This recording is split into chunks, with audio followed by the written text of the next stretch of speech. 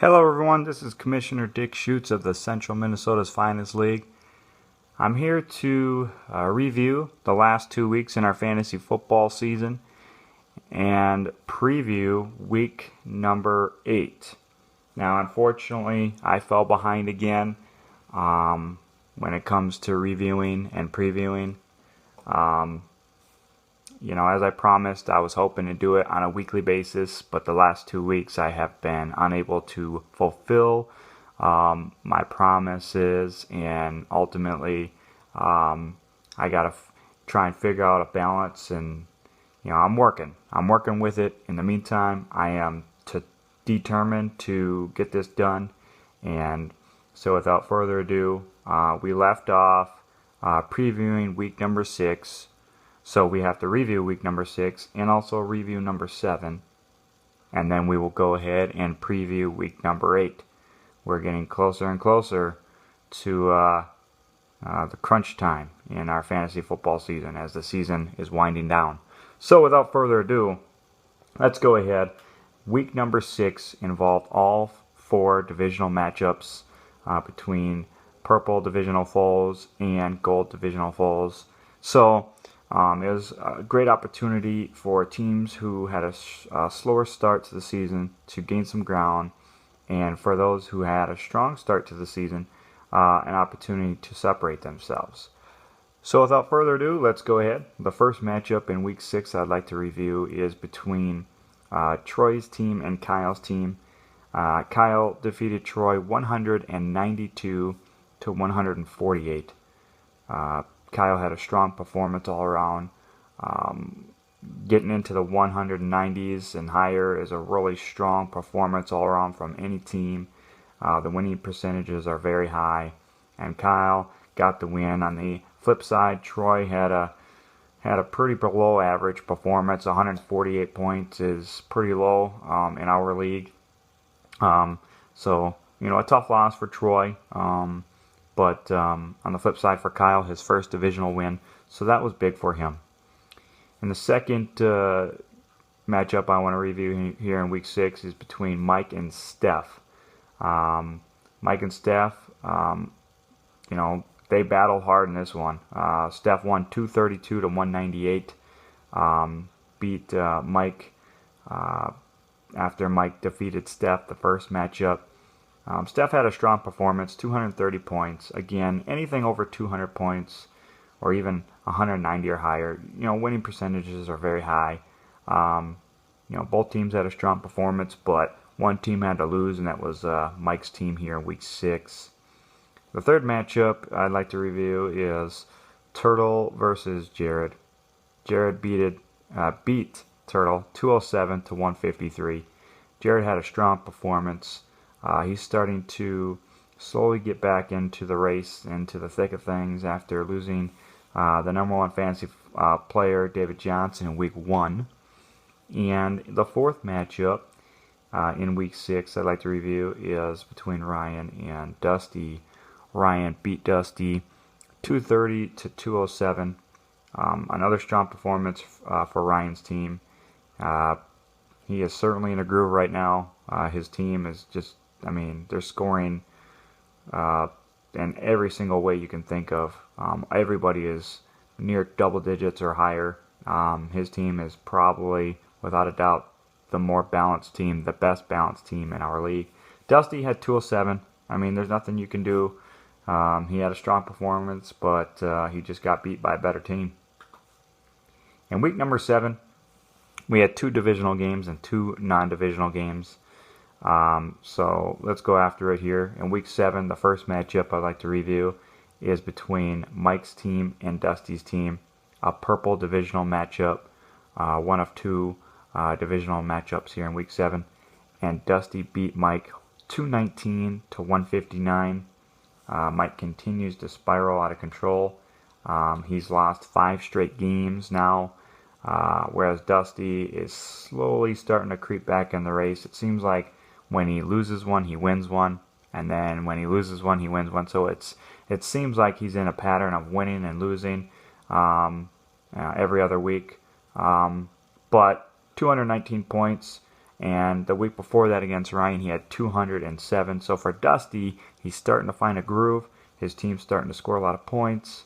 And if his team continues to do that and Amari Cooper continues to go off, look out for Dusty's team. He might be coming and destroying some teams here in the next few weeks, getting back in the playoff race, but also maybe competing for the Purple Divisional Championship. The second matchup here in Week 7 I'd like to review is between Turtle and Kyle. The second divisional matchup of this week, a gold divisional matchup. Turtle defeated Kyle 197 to 171. Turtle's team starting to gain some ground again, starting to gain some momentum, scoring a lot of points the last couple weeks. Turtle's getting there. He's trying to find the right balance. Losing Aaron Rodgers really hurts, but he picked up Derek Carr because we had an idiot in our league deciding to drop Derek Carr even though he had a minor back fracture. Commend Turtle for picking up Derek Carr and rolling with him. He had a strong performance against the Chiefs last week, and that helped Turtle get the victory after losing Aaron Rodgers for likely the season. And the third matchup I would like to review. The third matchup is between Ryan's team and Troy's team. Now, going into this matchup here in Week 7, Ryan and Troy were the number 1 and number 2 teams in our league, and that's going by the power rankings. Well, Ryan absolutely destroyed Troy 265 to 180, kind of knocking Troy off that pedestal, thinking he might be right there with Ryan. I think this is just a reminder that Ryan's team is for surely the best team in this league right now, and that if anyone wants to contend with him, such as Troy and the other teams at the top, they know they're going to have to bring it, and they're going to have to set up awesome lineups to do that. And the fourth matchup in Week 7 I want to review is our closest matchup so far of the season. It came down to Monday night, and Jared got the victory over Steph, 178 to 177. Just a 1-point victory for Jared, who has been, like I said, his team's been playing well, won 2 games in a row. For Steph, she loses by just 1 point. Carson Wentz had a strong performance for Steph on Monday night against the Redskins. And going into the fourth quarter, Steph's team was down just by this 1 point here. Carson Wentz and the Eagles were up by so much on the Redskins that they didn't really need to throw the football anymore. And because they didn't really throw the football and they weren't aggressive in the fourth quarter offensively, Steph never got that 1 point to tie and never got that second point for the win. So Jared gets the W. For Steph, that's kind of a kick in the butt. They had all the opportunities in the world the Eagles did if they wanted to throw the football. You knew Carson Wentz, if they were going to throw the football, you had that feeling that Steph was going to get the win, but they never did that. So for Steph, she loses in a heartbreaker, but she shouldn't be too ashamed of herself or her team. She's 4-3. She's well in the playoff race right now. It would take a 2 or 3 game losing streak for her to really seriously be concerned about where she is as a team. So let's go ahead and preview week number 8, and then we'll go ahead and we'll talk about the standings. Well, actually, let's talk about the standings first, and then we'll preview week number 8. So after week number 6 and week number 7, the latest week that we have here in the season, week number 7, here is the standings here in Central Minnesota's Finest League. In the Purple Division, Ryan leads the way in first place at 6-1.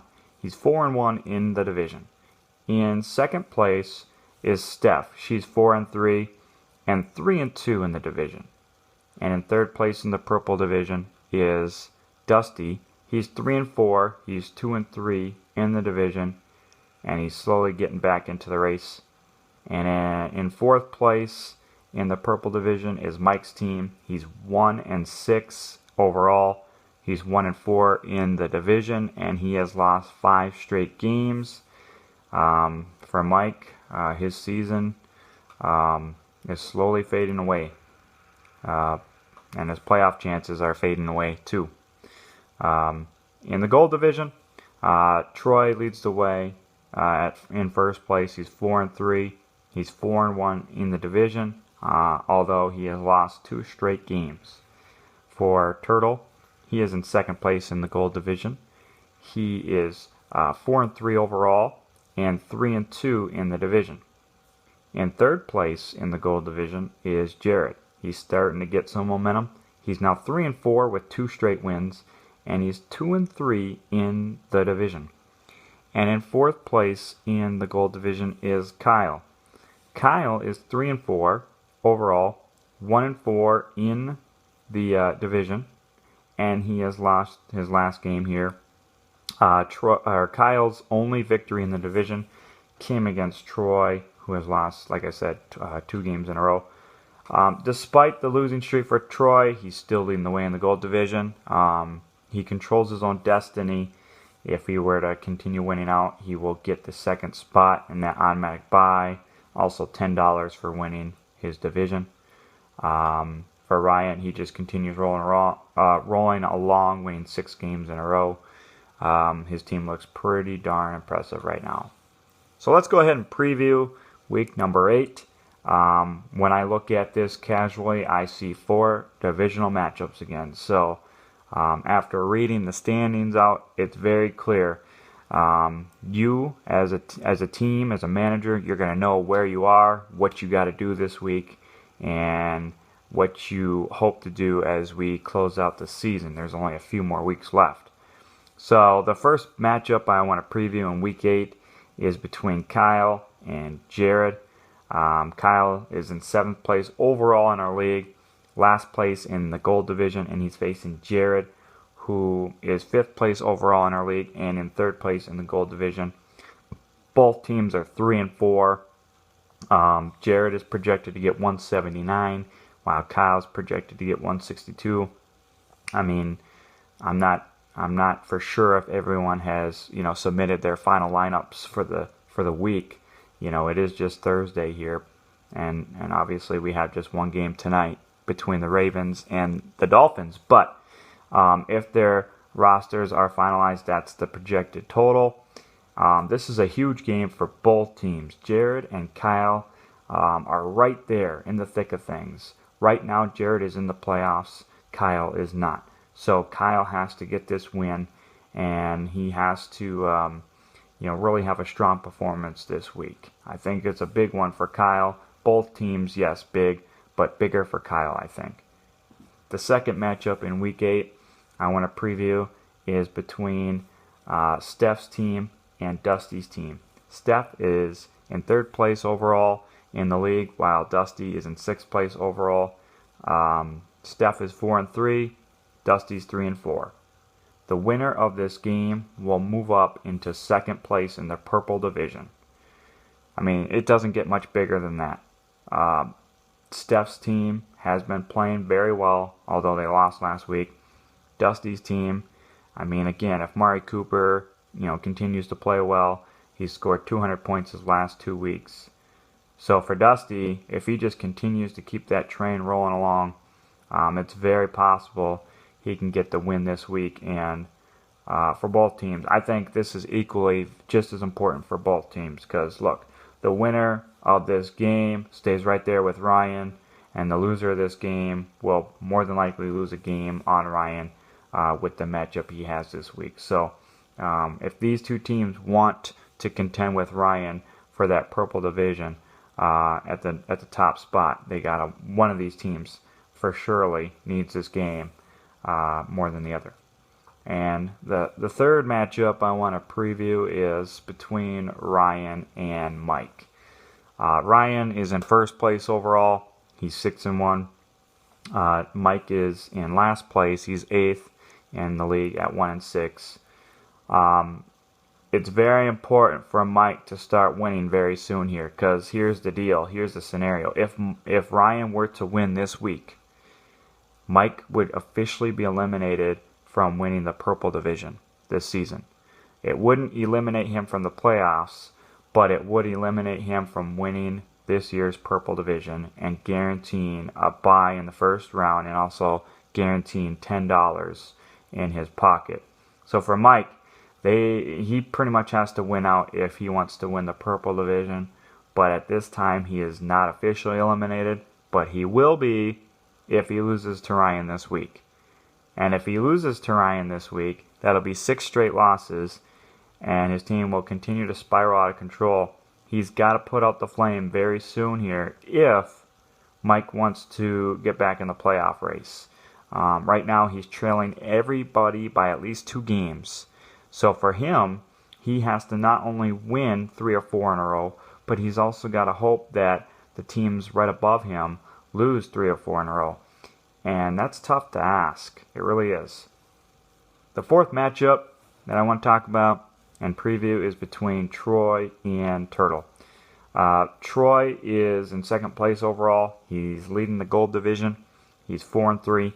And Turtle is 4-3 as well. He's 4th overall and 2nd in the Gold Division. This is the premier matchup here in week number 8. It was the premier matchup last time these two teams played each other. The winner of this game will be at that top spot in the Gold Division. It's that simple. So for both teams, they got to come out. They got to have a strong lineup set up. And, you know, the winner of this matchup controls their own destiny as we go forward and we get into week 9 and the last few matchups of the season. So, again, if one of these two teams, they are serious about winning that Gold Division, getting that automatic bye into the semifinals of the playoffs, it starts here. The winner of this matchup controls their own destiny and gets themselves into the fast track into doing just that. So, there's a preview of week number 8. Again, I'm hoping to do this on the weekly basis here, and I'm hoping to get a review and a preview next Tuesday or Wednesday or even Thursday of next week, and review week number 8 and preview week number 9. In the meantime, I hope everyone has a lot of successes here in week 8. I hope everyone sets the best lineup they possibly can, because, ladies and gentlemen, it is crunch time. We are headed towards the stretch run of the fantasy football season. There's just, 5 more weeks to go after this week. Let's see. 8, 9, 10, 11, 12, 13. Yes, 5 more weeks after this week. So it is crunch time. Good luck, everyone.